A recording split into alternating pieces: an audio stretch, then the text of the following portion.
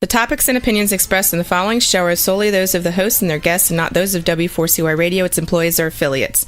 We make no recommendations or endorsements for radio show programs, services, or products mentioned on air or on our web. No liability, explicit or implied, shall be extended to W4CY Radio or its employees or affiliates. Any questions or comments should be directed to those show hosts. Thank you for choosing W4CY Radio.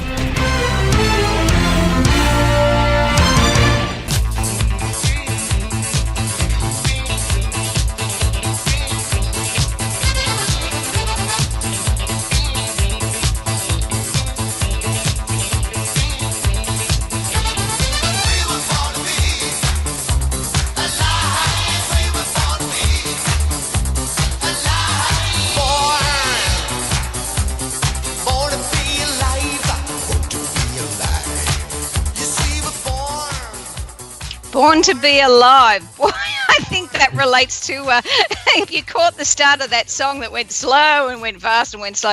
Luckily, when it's restreamed, it gets the normal version. But I think that might be matching some people's energy, as it's in Australia the middle of the week on Wednesday, and in the US it's winding down in the evening there on Tuesday, and all other parts of the globe you're at all sorts of hours. You're listening to Rosie Pekar on Until Now, and for those that want to join the live chat, you can go across to w4cy.com and click on the right hand side and ask your questions. Now, I've given you a bit of homework over the last couple of weeks, some challenges to change the day and the way.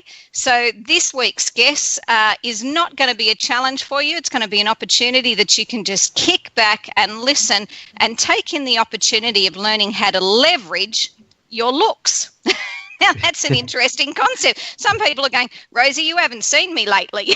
My looks may not be something I'm leveraging, not the way I used to. Well, we're leveraging it in a different way. And as one listener's just joined in, no work this week? No work this week. It's play this week. So join me to play on w4cy.com. Click on the right-hand side and you can join in. And that is funny because I like life to be easy and full of as much laughter and lightness as we can manage. And our guest today is a celebrity profiler. But don't leave me instantly because I've mentioned the word celebrity. This guy is authentic and the real deal. His skills in reading faces, he's going to correct me if I'm saying anything wrong, so don't worry if I'm leading you astray. His skill in reading faces has helped one mum, specifically with her young 6-year-old son who had Aspergers, to enter mainstream schooling, as well as has helped leverage in business the likes of Disney and Gillette. So I'm really looking forward to hearing about this skill set because we've all heard that looks could kill and we all know what a dirty look is. But let's find out a little bit about celebrity profiling from our guest today, Alan Stevens. Welcome. Thank you very much. That's a great introduction there. So now one of our listeners has asked, how did you learn these things? But before we jump to answering that question, let's just find out what is, like if I've used that short-term celebrity profiling or reading a face, is that correct what I've said or what is it that you do? Well, the celebrity profile, the title actually came from the world's media, from the different people I've been profiling, like politicians, British royalty, and celebrities on TV. But the process is really a process of what I call profiling and communication specialists. So what I actually do is I look at someone's facial features to work out their personality, then using the right words, watching the body language and micro expressions, then know the person's emotions, and putting it all together, very quickly being able to work out someone's character. Okay, now, Alan, you're a bit like me. We get excited and passionate about our work and we speak at the speed of light. So some of our listeners are getting ready for bed. So we'll dial it. We'll attempt our best. No promises, listeners. We'll attempt our best to bring ourselves down to a more cruisy notch. And because I'm coming to Texas in the near future, I've really got to slow y'all drawl down. Yes, they'll laugh at my accent. I know I better stick with the job I've currently got. Now, listeners asked, what is this about? We're talking about, I use the term leveraging looks. So it's determining from people's faces and profiles within a business perspective and a personal perspective how you can use this to your benefit. So I've got some questions already. So how long was the study to learn this? So I'll just cover that one with you. First of all, okay. Alan. Yeah. Well, first of all, I do apologise. I'm an Australian, so I do speak quickly. So I'll also have to remember to slow down a little bit as well. So remind me if I speed up at all. But to learn what I'm doing started for me back in 1975. So it's been a slow progression of adding different things to the mix. The ability to read faces, both the facial features and the micro expressions, for me started about 8 or 9 years ago. But for someone to learn how to read somebody, it can be done very quickly. You can actually learn enough because skills. I was going to say some are almost ready for bed. so they're going to be okay, what's my 3 things I'm going to take away here so I know when I look at hubby tomorrow morning or my kids what they've been up to or how they're attempting to mislead me. So for those that asked, is a what and what does he do? he uses our looks to help ourselves get more of what we want. I'm going to put it that way. That's exactly right. That's spot on. And so for me, I worked in a profession. Those that have been listening for quite some time know that I come from a legal background, and I got lots of those looks that you didn't want to get. They were the dirty looks and the looks that could kill, and the looks that you just wait till I'm out of here, sweetheart. I know where you live. So I'm curious with, most of us can determine from a look on a face, the media relies on this, that faces tell a story. It tells us, often our age, maybe a level of stress, our habits, whether we're drug abusers, users, the environment we're in, or whether we've, suffered some accidents, and they rely on it to paint a picture of pain or anguish or joy and elation. Now, those faces that are pictured that tells a story just in that instant, is that what you use, or do you use more observing a person for a period of time, whatever that time may be, made a few minutes or, longer, up to an hour, to use face profiling? What's the best way to maximise the skill? Well, the best way to maximise it is as quickly as possible. You don't want to be spending a lot of time observing somebody over a period of time, and that's where a lot of the profiling had been done in the past. But a quick look at someone's face as they walk past you in the street, just from the features, you can work out their personality in that moment and have a good understanding of how to talk to them. And so then when you start talking to them, you're now watching the body language and those little twitches on the face, those very quick expressions that tell you whether they're congruent with what they're saying, whether they've actually accepted what you're saying, whether they trust you, or even if they're lying. Now, one of my good friends from law enforcement is known as the human lie detector. So I've covered a bit of those mannerisms that give away, untruthfulness. But I'm curious, and probably my listeners too, because we all enjoy influencing other people. And there's a reminder, remember to talk a bit slower for those who are half asleep. This 50-minute show will become 10 minutes. At speaking really slow. Sorry, those of us here in Australia, it's only, not even lunchtime yet, so we're still on hyperspeed. We've had our caffeine, we've had our sugar fix, and we're flying. So otherwise, pick this up from iHeartRadio later on when it's restreamed and listen to it in the middle of the day. But now I've sidetracked myself from the question that I was asking. Don't you hate that? There's probably a look on the face right now that says, she totally forgot what she was talking about. So the profile of faces that you can observe in an instant, if I want to, I observe faces because I go, gee whiz, he's really hot. Yeah. That's sort of the face that I notice, or, my boss, oh my God, he doesn't look very happy and he's looking at me. What are the sort of things that when you as a profiler are looking for when you look at a face? What are the 3 key things? What I'm looking for is how can I actually connect with them very quickly? one of the things, the first three things that we see in somebody's face is actually the features, as in the height of the eyebrows, or how close the eyes are together, or the width of the face. This is all about how we recognise people as to people we know or people that we may have met in the past.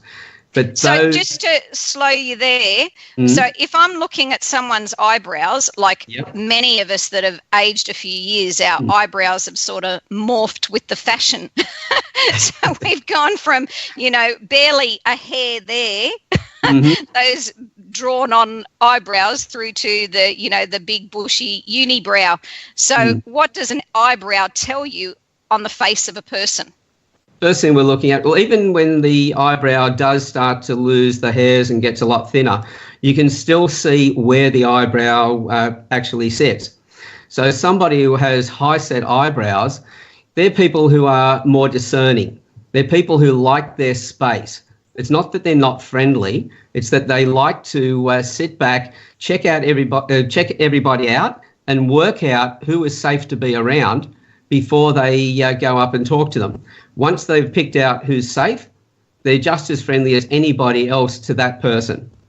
Whereas somebody with low set eyebrows, how often have you, if you do have high set eyebrows yourself and somebody steps up to you and just invades your space, they're the ones that will have the low set eyebrows, where there's a very small gap between the top of the eye and the underside of the eyebrow itself. And I can say, someone who invades my space will see my eyebrows raise really quickly. Like a what?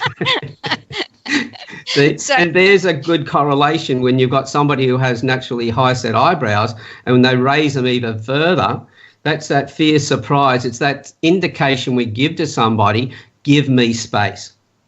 Okay. And I'm just going to answer one of my listeners who's made a comment that you like to pick on the people on this in the States. It's because you guys can take a joke. If you couldn't, I simply wouldn't do it. And us Aussies, we're very laid back and we do like to laugh. So understand that there's never anything personal attached in anything I say. It's simply more ways to, enjoy your day. So if you take it all good natured, you've received it in the intention that it was ever dispatched. Now, Alan, have you ever seen a picture of me? Yes, I have. Okay, so if you're looking at my eyebrows, what would you get from that? Well, the shape of your eyebrows, two things I see: that you like a little bit of space when you meet people for the first time. You like to have your space respected. They're telling me as well that you're good at organising people and events, so structure of things, but also a dramatic appreciation. So somebody who has a natural flair for representing.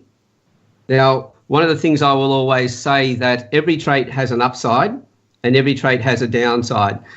The greater the upside, the more the downside is going to have its impact as well. And the downside comes out when we're under stress.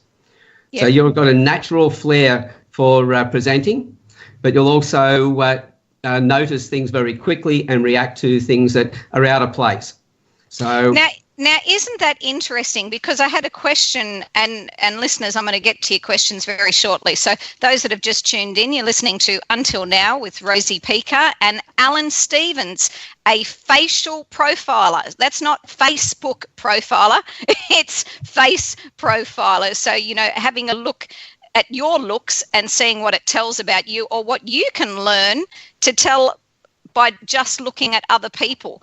And I'll get to your questions very shortly, but I did have the question that I'd written down. That's right. When I did a test, you know how you get those profiling tests for different occupations, and when I had left the police force and after the investigations for a period of time, I worked at an employment agency, and at that agency they asked me to undergo a specific personality profiling test, and I can't remember which one. For those who are going to say, was that a Briggs test? Was that a blah, blah, Bob's your uncle test? I have no idea. What the test did say, though, is that I lacked attention to detail, and I found that hilarious, considering I'd had over 16 years of where my attention to detail was the difference whether someone spent life in prison or walked out free. So I actually excelled professionally with my attention to detail. So do you find, with facial profiling, have there been some that you've gone, wow, I was dead certain that nose combined with those eyebrows and that, cleft in the chin was this about that person, but however, in getting to know them, it doesn't quite match? You'll find that, well, first of all, not one trait's going to define a person. It's a combination of all the traits. So you may have a trait that really stands out, but then you have a number of other traits that moderate that trait. So they reduce the effect of it. So I can look at your face and I see that you're somebody who likes the big picture. Give you the big picture, and then if you like that, then you will ask for details on the things that you want to know more about. So I'd know, therefore, that that's a fairly strong trait, but then I'd look at other traits and go, okay, do they moderate or enhance that? So if I'm going to present something to you, I've already decided I'll give it to you in the big format. I'll also point out that that's the way I'm going to give it to you, big picture, and then ask you to ask the questions that you want to know. Now, you will then, especially if you're looking at the career that you had before, there were requirements to get that information. But because you've got that other trait that tells me that you like to organise things, that's where I see that trait kicking in, and that's where your attention to detail then came in, because your ability to structure things and organise things in the right order. Very interesting. So one listener's asked, are there books to read to learn this stuff? I believe, if I'm correct, that you've actually written a book on and created an app. Yes, I first of all wrote a book that looks at about 1/3 of the traits from the age of 0 to 5, from 5 to 10, and then from 10 to school leaving age. And it was based on finding the right career to match your personality. Because we know if you're doing a job that you love to do, you're going to be more productive, you're going to enjoy the work you're doing, and your employer is going to be much happier because they're going to make more money because you're more productive. So I wrote that book mainly for families and children at schools. I'm just laughing because I speak in, many environments around the globe, including, prison systems and law enforcement systems. So I'm just laughing, thinking, okay, here comes the facial app and the profile. Right, you're sacked. You haven't got the looks for the job. I can just see the claimant suits for that piling high. I got sacked because of my looks. Well, it's a foundation for everything. As I say to people, what you do is you're using this as a background. The person doesn't know that you're actually profiling them. It gives you then ideas on where to take the conversation with them. So if you're interviewing them for a job, it gives you a great foundation of what questions to ask, then what to look for in their expressions and their body language, and they tell you in that way whether they're able to do that job or not. Okay, now this is quite interesting to me because years ago I dabble in all sorts of things. I'm a full liver of life, full out. I like to know a little bit of everything, and I don't mind that I'm not a master of it all. And a long time ago I dabbled in a little bit of palmistry and discovered that nice fat fleshy part just below your thumb, that part there, if it was nice and spongy and fleshy, you were a generous person, and other people that had a fat fleshy those that are a bit larger than others are now going, yay, there's a bonus to being bigger. But that fat fleshy part meant that you were quite generous. So if you felt someone that it was really bony and tight, that they were not so generous, and you could identify that at the outset. Is there something in faces that you can look at and go, well, that's really a person I want to steer clear of and have nothing to do with? Well, it's, as I said, combination of traits. But if we look at the size of the lips, for instance, somebody who has a large lower lip, they're usually very quick to give. They'll give freely of their time. What you talking about, Willis? that picture, I can't remember that character's name. What's he say? What you talking about, Willis? So he'd be a generous nature. Okay. That's right. Now, as I said, every trait has an upside and a downside. So they're very quick to give both their time and their money. but quite often they do it without thinking. So tomorrow they may go, oh, have I given away too much? So they have what you might call buyer's remorse the next day. Whereas somebody who has the very narrow lower lip, they're somebody who will stop and think before they give. So if you have a partner who's got a very narrow lower lip and you get an expensive present from them, you can be pretty well sure they've been thinking about you quite a bit, and it's a gift that's come from the heart because they've thought about it before they've just rushed in and given it to you. Ah, wow. As one listener's just asked, you can see this in a picture. Oh, Arnold from Different Strokes, thank you for letting me know. Yes, my memory for names and places, as I said to, those that I've been married to, don't expect me just because I married you that I'm going to remember your name. That's it. It's not particularly a skill set that I've had, and I accept my weaknesses just as I expect the things that work well for me. So now, and yes, I'm glad we can see this in a picture to do with profiling. So because you did look at my picture, and I'm an open book, I've written 7 books, pretty much a lot about myself, so there's not too much I'm hiding. So if you're looking at my picture and you're looking at my eyes, my lips, my nose, my ears, my, whatever that is shown, what would be, if someone else were to look at a picture in front of them, the key 3 things that they could look at that would give you more or less a rounded impression of that person? Well, as I said, the very first thing that you want to look at in somebody and notice, or the easiest thing to notice, is the height of those eyebrows, for instance. So you know that when you're meeting somebody with high-set eyebrows for the first time, respect their space. Yes, reach out, shake hands, etc., but give them space. Be your usual friendly self.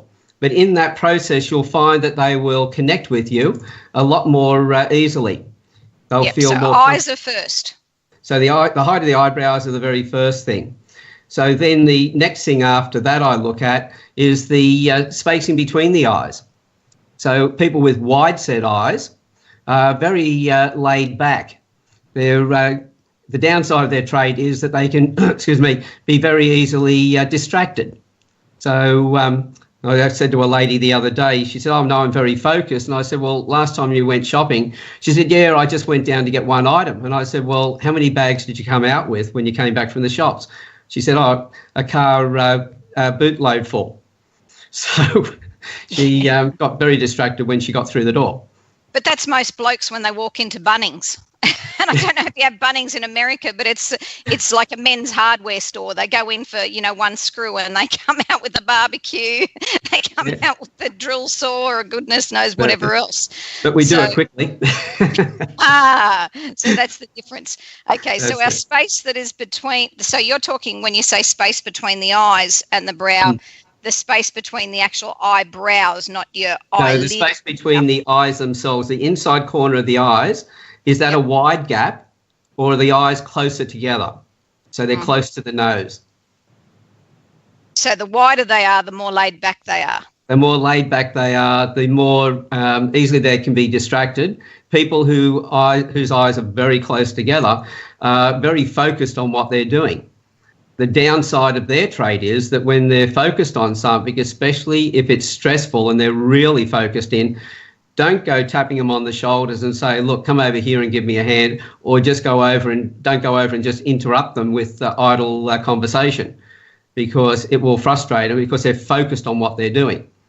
Whereas the wide set eyes are more likely to be open to a conversation, or if you need their help, they're more likely to come over and give you a hand straight away. Whereas the close set eyes, their mind's still going to be on the task. Even if you ask them to come over and join you, and they do, physically they're there, but their mind's going to be back on the problem that they're working on. So the one that has the wider space that is easily led astray, how would you utilise facial profiling to assist them to overcome that? It would be in the tasks that you give them. If you give them a task to do, you would set time frames. You would also break the task down into smaller items so they can get starts and finishes and they can see levels of achievement. If it's a large project, then the same as somebody who is more focused on short-term jobs, they will get distracted.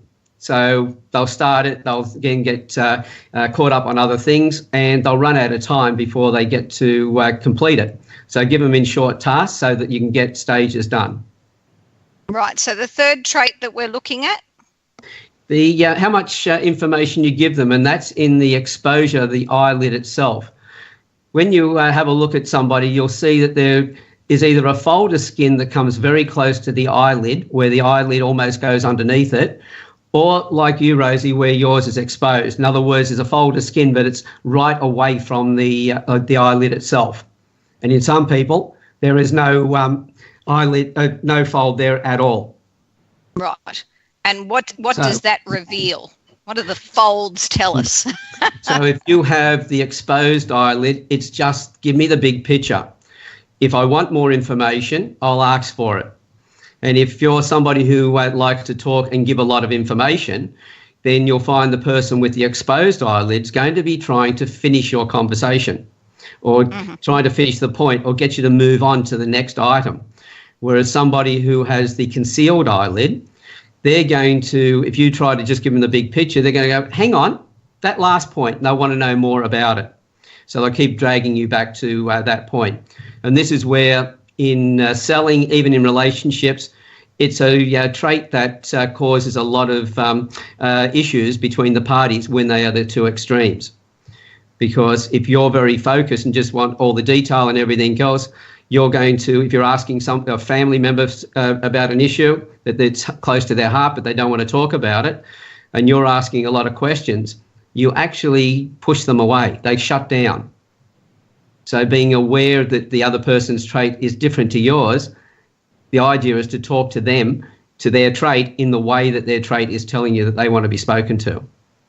So it's a bit like how there was a book written to do with love languages, understanding the different way people, receive and, give their love. So this is, for communication, in a sense, an easy means of identifying the best way that my message can actually be received and understood by the other person. That's right. When you look at the 5 love languages, things like gift giving, words of affirmation. Well, how do you speak those words of affirmation? Gift giving, what type of gifts would that person enjoy? So it's really the communication, taking the 5 love languages, not just being able to understand it, but now knowing how to communicate to them more effectively. And as was, done quite a while ago, we wear different hats at different times within our lives. So we're not, just on work mode all the time. Some of us, we live, eat, sleep and breathe our works, but many of us are family individuals, as you yourself are. You're a single father of 3 children, I believe. That's right, 3 grown-up sons now. So how did you utilise this facial profiling to influence your children? Now, this is my alter evil ego coming out now. And while Dane's at school, Mummy will play and find out all the ways she is now going to influence him to her way. That's it. Well, as I said, my sons now are grown up, so they're in the oldest one is 38 and my youngest one's 30. So with them, I didn't start to learn the facial features and expressions until well after they'd grown up. So a lot of the children I'm working with at the moment are with other families. So helping the parents to be able to connect with their children more effectively.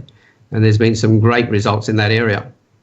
So if you were to give me one example of, your most extraordinary experience, what would that be? Well, you mentioned before about working with a child and a mother who the boy had Aspergers about 6 years ago. Now, with him, I profiled him from his facial features from photographs, gave that information to his mother. She went back to the school. She was a single mum, and at the same time she was managing hotels. So her time was pretty restricted. So she really relied on the after-schools care as well to help her with the children. The son. The end result, at the age of 6, the school really wanted to expel him. They wanted to move him out into a special education school. And can I just ask the reason why? Because Asperger's, manifests in many different forms. I've got a girlfriend, her son with Asperger's, and he's merely a genius and has just developed his means of staying focused and on track. So I'm just wondering what particular traits were so challenging that they wanted to expel him. His were the reverse of that. His was always on the go, couldn't quieten him down, disruptive in the class. And the teacher was just finding it really difficult to get through the day's activities, through their lesson plans. And sadly, there's a lot that just use Ritalin to medicate their children into behaviour, which is, we know, a very short-term fix. And in my own personal opinion, a very not the most desirous short-term fix, because if you're going to add chemicals into your kids for the sake of what is a long-term issue, that's quite an overload that is not really the legacy we as parents really want to gift our children. That's right. See, we live in a society of instant gratification. So if we have a child playing up, we want them to fit the system. The quickest way to do that is to put them onto different drugs. The problem with that is it quietens the child down, but it also slows down their progress. So now we have a child who's going to fall further behind in their academic levels. So the quickest way to get a result is to understand the child's personality style and then speak to them in the way that they want to be spoken to, and put them in the environment or construct the environment so that those triggers don't get triggered. Well, everyone operates on a what's in it for me. I worked with special needs children for several years myself before I went into law enforcement and investigations. And, that was where I learned at a very young age about, reward systems that, all of us want what we want because we think we'll feel good on getting it. And it's funny because a girlfriend recently just shared with me a picture of a cardboard box that was wrapped up in gift wrapping paper, and I'd cut open the center of it so it opened like a bit of a treasure chest, and inside was some bubble solution, a mini football, a kid's book, a few other bits and pieces. And she said, "Oh, can I donate this?" And I looked at it and I thought, oh my God, I had completely forgotten all about this. Now, when I was living in the US with my young son, who was only 4 at the time, I created a little reward system for him. So every single time he did a good deed, he received a gold token. When he had collected 10 gold tokens, that bought him a trip to the treasure chest, and he couldn't wait because the treasure chest was built up by him. So we'd go shopping to the dollar store, and which is prolific throughout the US, and he would just pick up a whole heap of goodies that he thought he'd love to get at some point in time. However, he earned them. He earned them by doing good deeds along the way, and I didn't know whether he'd remember it. And I showed the photo recently, and he was like, "Oh, wow, I was so excited every time I got a trip to that chest." So they recollect and they remember at any age anything, how we've made someone feel. That's right. And see, and if you've got somebody who's got autism, they're highly sensitive to things. So the environment around them is going to make them hypersensitive. So if you're able to understand that side as well, you're again able to talk to the child, set the environment up in the right way. Because as you said, they're intelligent people, very intelligent. In fact, my attitude to it is that every child, every person on this planet has a particular gift to give. And because we're 7 billion people on the planet, there are 7 billion different personalities. Everybody has a gift of one form or another. If you're able to read their facial features and understand their personalities, you're able to then focus on that gift they have and really change their life. And if I may, I'll give you an example of that. There was a young girl here in Australia. Her father asked me to profile her for him. She was 7 years old at the time, and I could see she had a couple of traits which were going to be really great if they were cultivated, but were going to be a problem at school. And the two traits were that she was going to come up with ideas that other people couldn't see. But because she also only saw the big picture, she would find it very hard to explain to people when she came up with an idea what it was. And I could see at school, with the pressures on the teacher and the time restraints and everything else, I could see the teachers saying to her, How does that work? And because she couldn't give an answer, after a period of time of doing this over and over, it would have been a case of, go away. So I could see it affecting her confidence. After telling her father about that and teaching him how to actually deal with that and cultivate it and draw it out of her, at the age of 8, she became a published author on Amazon. And she's also has a pioneering trait, and she's now got her own website. She writes her own blog at the age of 8. She coaches the other kids at school that aren't happy. She's writing her own affirmation cards in her language, in a child's language, instead of an adult language. And she's also the youngest person to ever climb the Sydney Harbour Bridge. Now, the Sydney Harbour Bridge, we have day tours where people can walk up over the top of the Harbour Bridge, and she's now the youngest person to ever have done that. So by cultivating her traits, it made a completely difference to what her life could have been if they weren't aware of that particular trait. I think the opportunity to enhance the potentials within children is what I find most amazing, especially in something as simple as most of us sort of get to know our kids, and we know the personalities, that they develop and how they change. But I'm curious, do you find that people can morph their faces into the friends or associates, or, how like attracts like? That we say, pets look like their owners. Do you find that, people's faces morph into, those that they hang around? There's such a similarity? Well, what we find is, I think it's more the case that we connect with people who are of a like personality. It's like a husband and wife who have like soulmates all their life. Now, there was a difference in their appearance, but as they get into their 50s, 60s, 70s, their faces start to look very similar to each other. Now, a lot of that can be due to the level of the chemicals in our body, the testosterone and estrogen levels. As we get older, men, we start to lose testosterone, and women start to take on more testosterone. So the facial features will change in their softness or their rigidness. So somebody who has the same traits as us, over a period of time, we can very much likely start to appear the same or very similar in our facial features to them.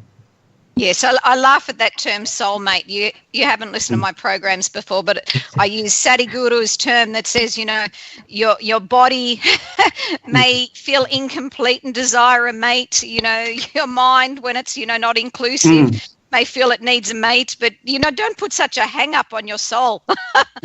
Exactly.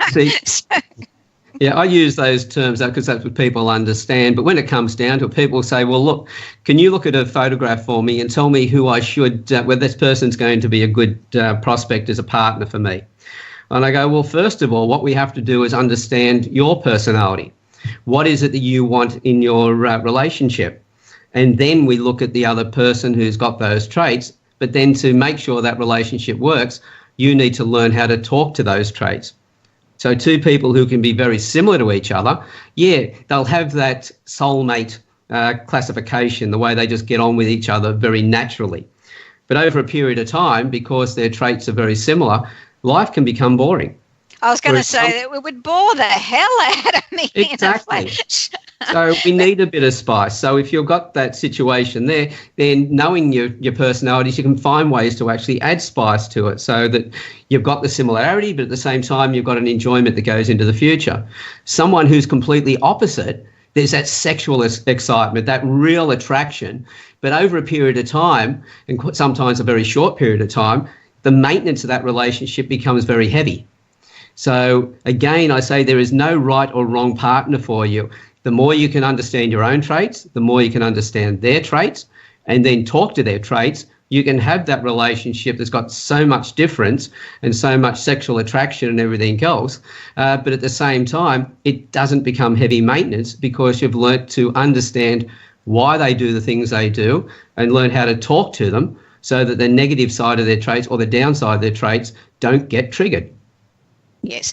And if you're just tuning in, you're listening to Rosie Pekar on Until Now. And if you want to join the conversation, you can go over to w4cy.com and just click on the right-hand side and ask your question.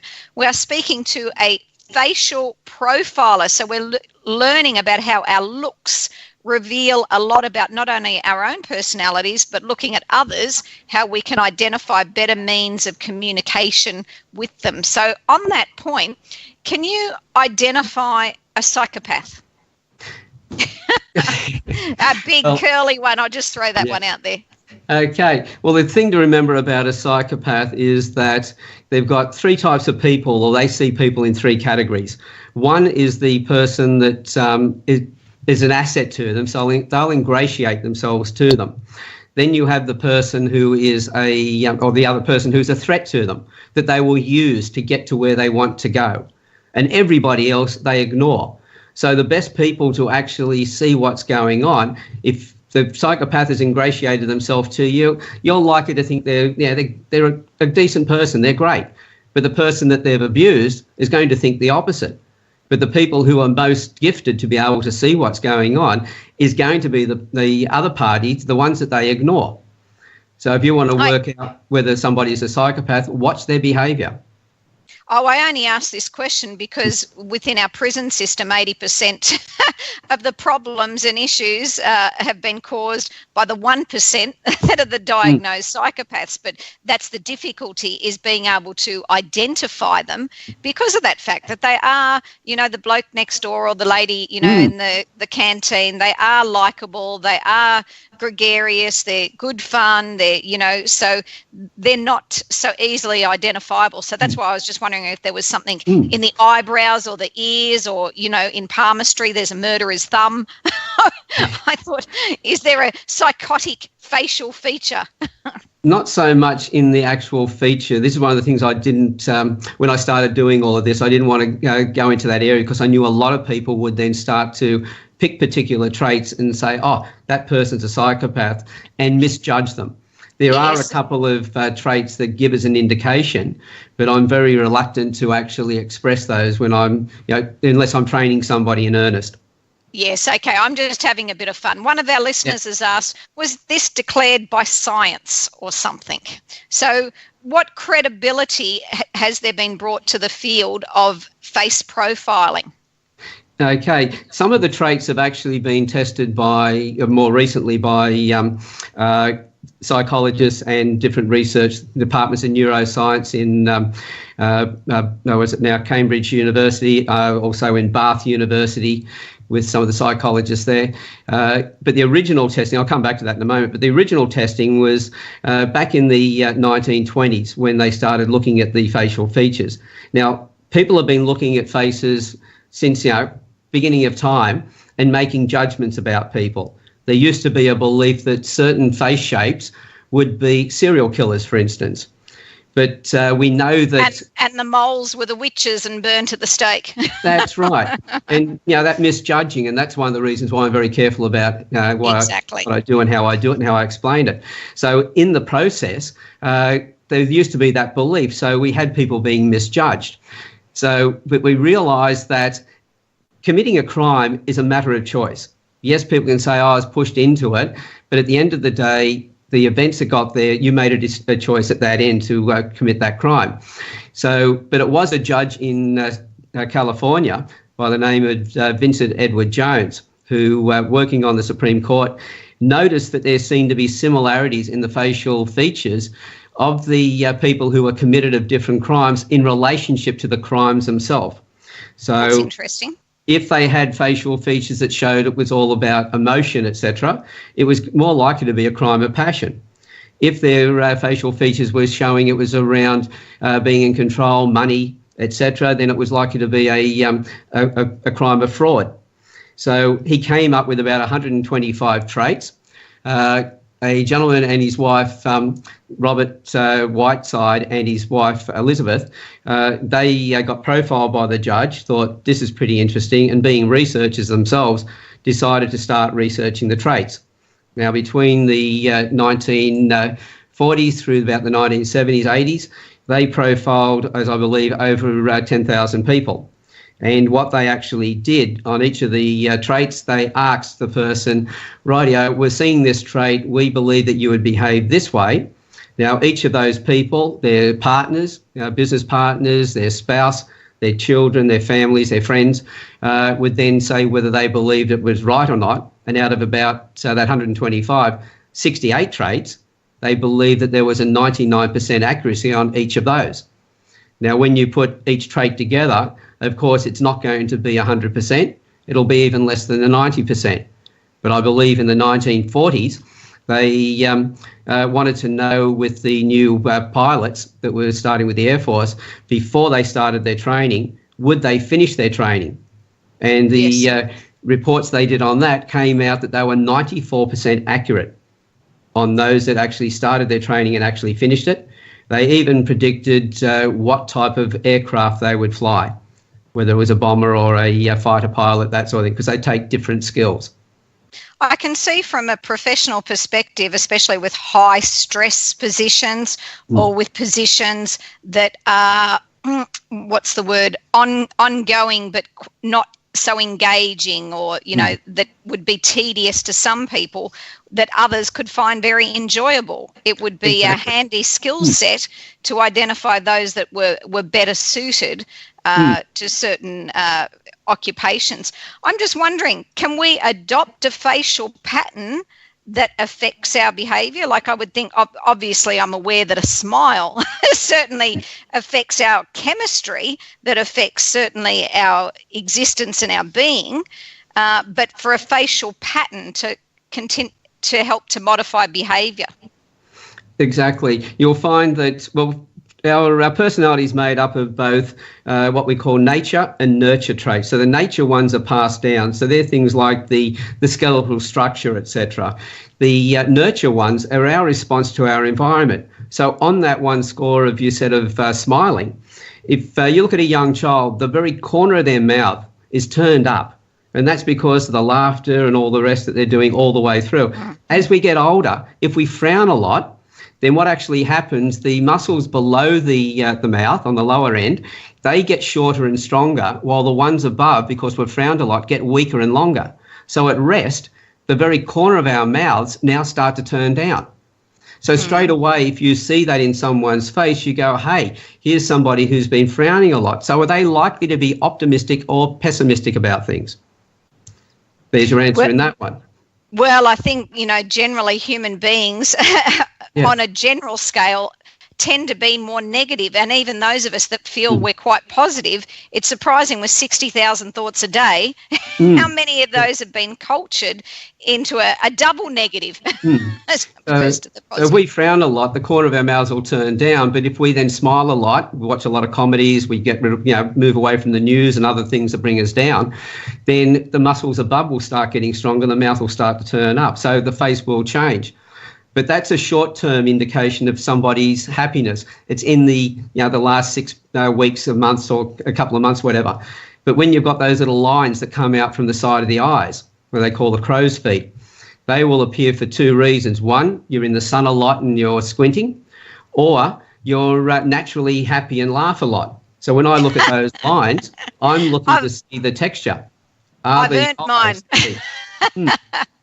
But when I say to ladies, that's something that, we're worried about what we look like. If I go into a room and it's full of ladies and they don't have any of those lines out the side of their eyes, and I don't know anybody in there, it's going to be hard to figure out who am I going to go and talk to. But if I see those lines on the side of a face, the only time that they appear, other than squinting in the sun all the time, is when you're really happy in full enjoyment. And for those to become quite prominent on your face, you have to be smiling a lot through your life. So here's somebody I know who's naturally happy. And if the corner of their mouth is turned up, I know that, this is somebody who's happy all of the time. And if they've got the lines at the corner of their face, but the mouth is turned down, then I go, oh, here's somebody who's naturally happy, but recently they haven't been very happy at all. So it's a temporary situation. That's Botox is going to be leading you astray on that one today. Yeah, so, Alan, for those that are interested in learning more, because we're just running out of time now, those that are interested in learning more about facial profiling, where can they come and get information about the book or the app? Okay, the best place to go is straight to my website. They can find online courses and also my other programs there as well. And the website is www.alanstevens.com.au, and it's Alan with one L, A-L-A-N, and Stevens, S-T-E-V-E-N-S.com.au. Thank you so much for sharing that information with us, Alan. I'm going to be having a good hard look at myself in the mirror, and thank God wrinkles don't hurt. So for those of you that have joined us today, thank you very much, and look forward to talking to you again next week on Until Now. And if you want more motivation, go to kickbuttwith1t.com.au. Thank you.